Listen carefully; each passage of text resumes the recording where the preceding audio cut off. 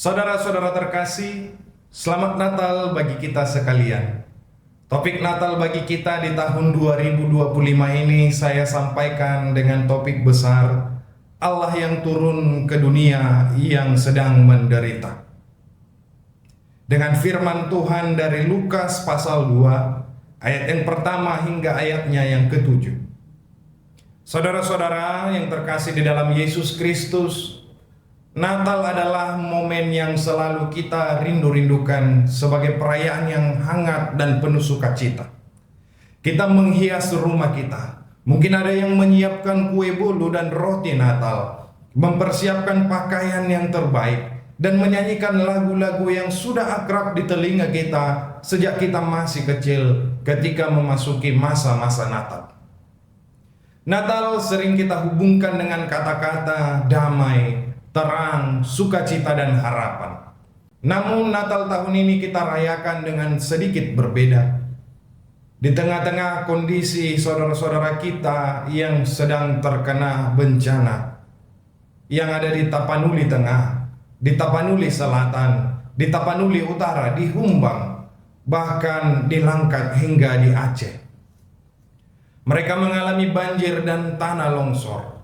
Ada yang kehilangan rumah, ada yang kehilangan mata pencarian, bahkan ada yang sampai kehilangan orang-orang yang dikasihinya. Di tengah realitas seperti inilah kita bertanya, apakah Natal masih relevan ketika air mata lebih deras daripada hujan yang turun? Di manakah Allah ketika bumi bergeser dan air meluap? Firman Tuhan dari Lukas pasal 2 ayat 1 hingga ayat 7 memberikan jawaban yang sangat mendalam bagi kita dalam perayaan Natal di tahun ini.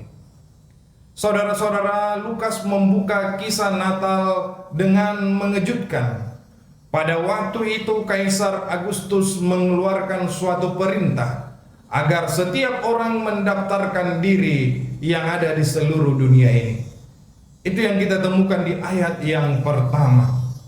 Ayat ini dibuka bukan dengan intervensi Allah, melainkan tindakan politis Kaisar, di mana dunia yang sedang diatur oleh kekuasaan Roma. Mereka membanggakan Pax Romana, yang artinya damai dalam kuasa dan kekuatan dan kendali Roma. Namun Injil Lukas dengan halus menunjukkan kebenaran iman bagi kita bahwa sejarah tidak akan ditentukan oleh Kaisar, tetapi oleh Allah sendiri. Yusuf dan Maria dipaksa bergerak oleh sistem yang dibuat oleh dunia ini. Mereka tidak punya pilihan, mereka harus taat pada perintah meski Maria sedang hamil tua. Ini sangat dekat dengan realitas bencana hari ini. Banyak saudara-saudara kita yang tidak pernah memilih untuk terdampak, bahkan menjadi korban dari bencana ini. Korban dari kerusakan alam, keserakahan manusia, bahkan sistem yang abai terhadap kelestarian ciptaan. Namun Natal ingin memberitakan kepada kita bahwa Allah tidak jauh dari mereka yang menjadi korban dari keadaan ini. Saudara-saudara, Yusuf dan Maria bukan tokoh besar. Mereka tidak dikenal dunia. Mereka keluarga kecil dengan ekonomi terbatas dan masa depan yang tidak pasti. Mereka mewakili banyak keluarga di masa kini, baik itu keluarga yang menggantungkan hidup dari gaji seorang buruh, keluarga petani, keluarga yang hidup pas-pasan, bahkan keluarga yang berjuang membesarkan anak di tengah ketidakpastian hidup. Allah tidak memilih keluarga yang datang dari istana. Ia memilih keluarga sederhana. Inilah sudut pandang berbeda yang diberitakan oleh Injil Lukas. Allah tidak menunggu hidup kita mapan untuk Dia lahir dalam hidup kita. Ia hadir justru ketika kita lelah, takut, dan bingung. Saudara-saudara, firman Tuhan berkata, karena tidak ada tempat bagi mereka di rumah penginapan. Ini kalimat pendek tetapi syarat makna yang kita temukan di ayat yang ke-7.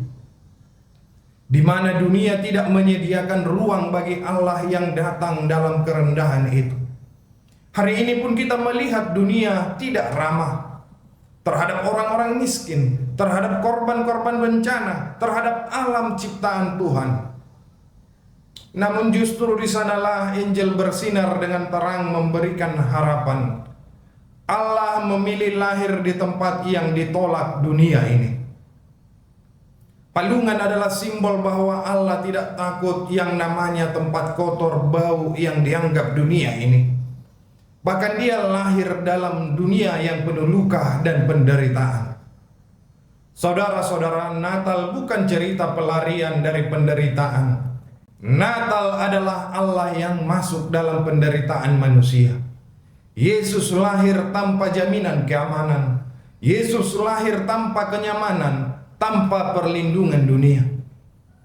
Karena itu bagi saudara-saudara kita yang terdampak banjir dan longsor, Natal ingin berkata, engkau tidak sendirian. Allah tahu dan Allah hadir. Kristus lahir di dunia yang rapuh, supaya kita mudah untuk memahami bahwa tidak ada air mata yang tidak dipahami Allah di tengah dunia ini. Saudara-saudara, damai Natal bukan damai yang semu, bukan damai karena kita menutup mata. Damai Natal adalah damai yang memanggil kita menuju pertobatan. Damai yang menggerakkan kita untuk bersolidaritas.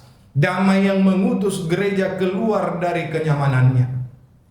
Jika Allah rela lahir di dunia di dalam palungan, maka gereja tidak boleh hanya tinggal di gedung gerejanya, tetapi keluarlah melalui kita para jemaat-jemaat menghadirkan kasih dan damai Natal tersebut bagi sekeliling kita.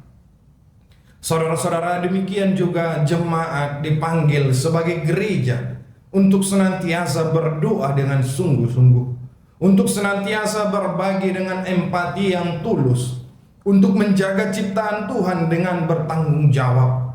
Karena iman Kristen bukan hanya tentang percaya, tetapi tentang mengasihi seperti Kristus mengasihi kita. Ini menjadi pesan penting melalui firman Tuhan bagi kita di dalam Natal tahun 2025 ini. Saudara-saudara yang terkasih, palungan Natal hari ini mungkin bukan lagi di Bethlehem, tetapi di tempat-tempat pengungsian, di rumah-rumah yang rusak, di ladang-ladang yang tertimbun tanah, di hati yang penuh kedukaan. Dan kabar baiknya, Kristus tetap lahir di sana, walau dalam situasi sulit sekalipun. Mari kita sambut Natal dengan iman yang hidup, iman yang peduli, iman yang berbagi, iman yang menghadirkan kasih Allah. Kiranya Natal ini bukan hanya dirayakan, tetapi dihidupi. Ketika dunia terluka, Allah datang untuk tinggal di tengah-tengah kita. Amin.